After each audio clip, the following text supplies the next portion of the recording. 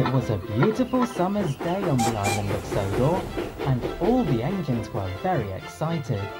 Every year, the children have a fancy dress party. But this year, the engines have been invited to dress up as well. Thomas wouldn't stop going on about the party to his faithful coaches, Annie and Clarabelle. I can't wait for this year's fancy dress party. The children were so kind to let us engines join in. You've been going on about this all day, Thomas. I agree, Annie. Why can't you just focus on your passengers' runs before you think about the party? Sorry about that, you two. I'm just so excited that my boiler could burst. There was one time when I was dressed up as a big bush. That didn't go as planned as I was covered in sticky toffee. Oh yes, I remember that. And we also gave train rides to the children during the party, didn't we, Thomas? We sure did, Annie and Clarabelle. I think this year's party is even more exciting. The next morning, Thomas pulled into Knapford, where he saw the back controller with his grandchildren waiting on the platform. Good morning, sir. Ah, I see you've got your grandchildren with you today.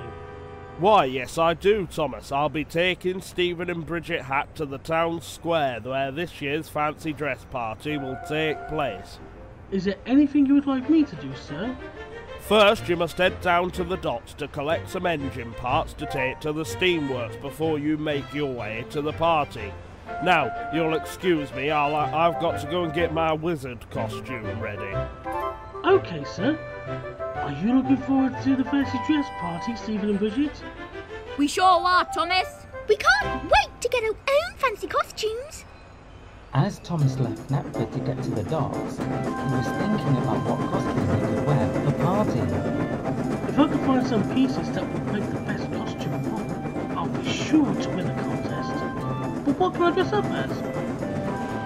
Thomas came to a junction that goes to the docks, where he saw Rebecca waiting for her signal to change to green. Hi, Thomas. Are you excited about the fancy dress party? I sure am, Rebecca. I hope I can find something that will make the best costume ever. I'm sure you can find loads of materials down at the docks that'll make a good costume. That's where I'm going before I can go to the party. What job do you have anyway? I'll be taking the guests to the party at the town square. Well, there's my signal. I'll see you later, Thomas. Bye, Rebecca. See you later.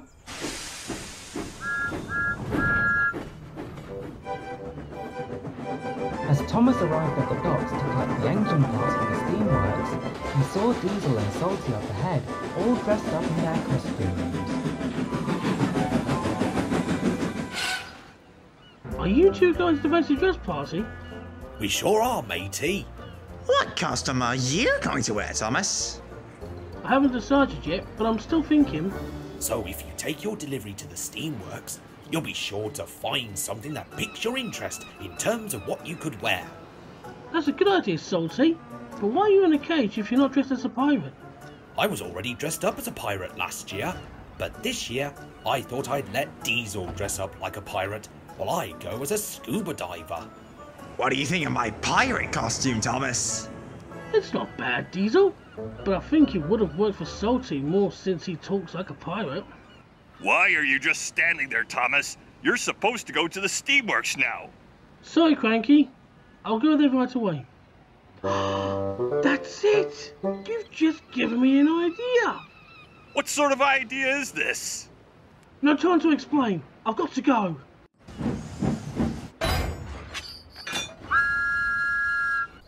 Thomas raced like the wind to get to the steamworks.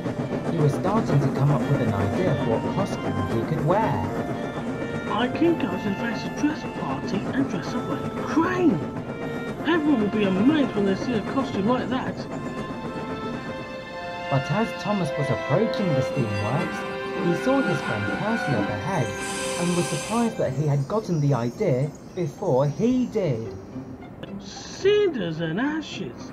What's that on your boiler, Percy? That's my crane costume for the fancy dress party. And I'm now dressed up like our friend Harvey. What do you think of my costume, Thomas? It looks really good on you, Percy. but I was thinking about dressing up like a crane before I saw you just now. Well, if you really want to dress up, I can give you my costume, and I can find something else to wear instead. It doesn't matter, Percy. I'll find something else to wear for the party. Maybe Victor will have something for me that I can possibly wear.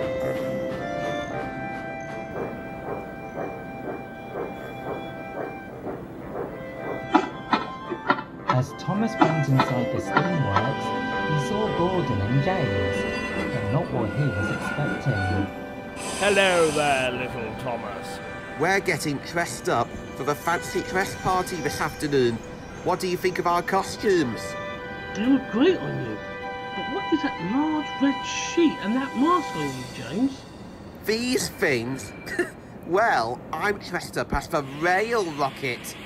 And Victor still has my streamlined cover, so I'm going to be going as the Shooting Star. Wow! I remember when you got streamlined for the Great Railway Show, Gordon. I can't believe Victor still has your streamlined parts after all this time. It took us a really long time to gather all the right parts to make Gordon streamlined again. But thanks for delivering the spare parts, Thomas. No problem, Victor. But I do have one question. Do you have any old parts for me that I can wear for the fancy dress party? I'm sorry, my friend, but we used up all those parts to make Gordon streamlined again. But I'm sure you can come up with something else that will make you look good for the party. Just imagine seeing everyone in my costume. They'll be amazed to see what a brave hero I am. Huh, your costume won't be as grand as mine. It's like I'm going as an actual shooting star. That's out of this world. After hearing Gordon's words, another idea flew into Thomas's funnel. That's it! I can go to the fancy dress party and dress up like an astronaut from space. I bet the children have never seen a space engine before.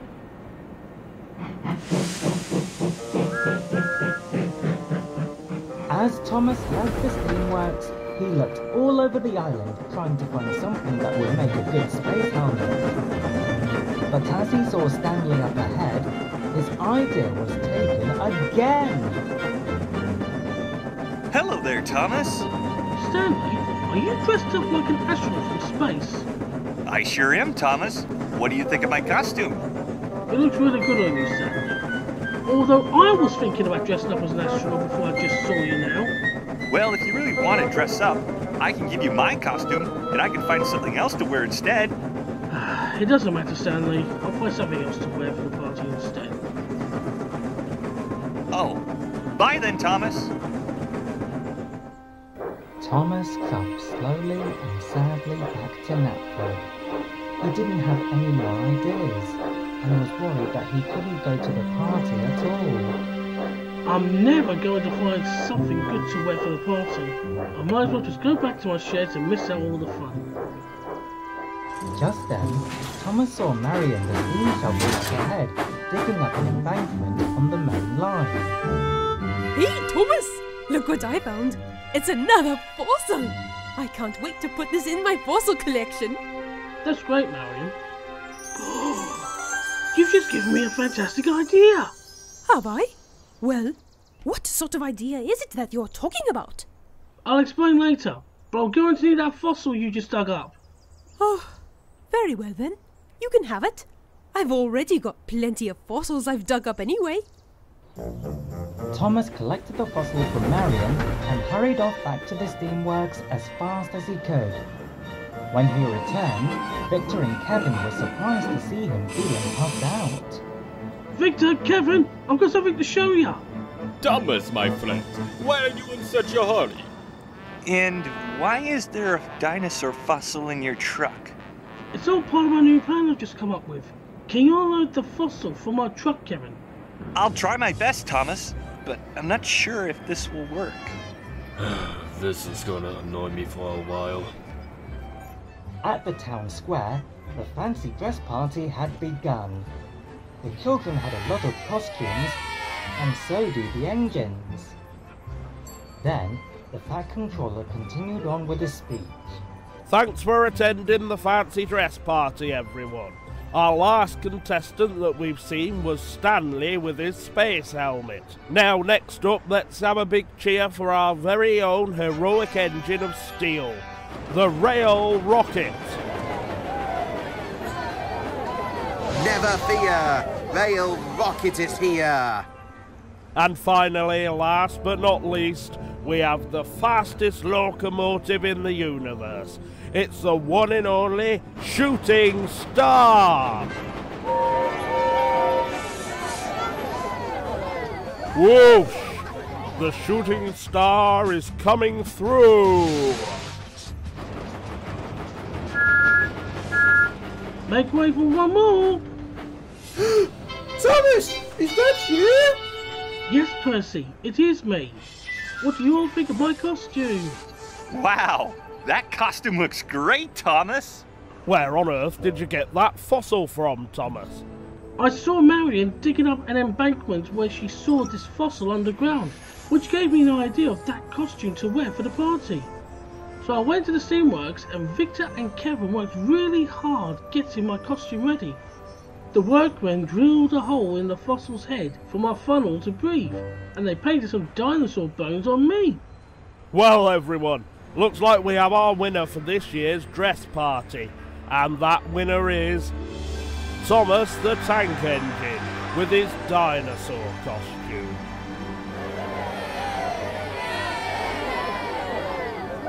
Oh, the indignity. Oh, I thought I was going to win. Looks like you two can't always win at everything, but with my costume on, call me Thomasaurus Rex. That sounds like a great name for a costume like that, matey. Wowzers! That's the best costume I've ever seen, Thomas. No wonder why you're so good at dressing up. Thomas couldn't help but smile. He was happy that he attended the fancy dress party and had won the competition. All the engines congratulated him, except for Gordon and James. They wished they had won, but secretly, they were impressed with Thomas's dinosaur costume.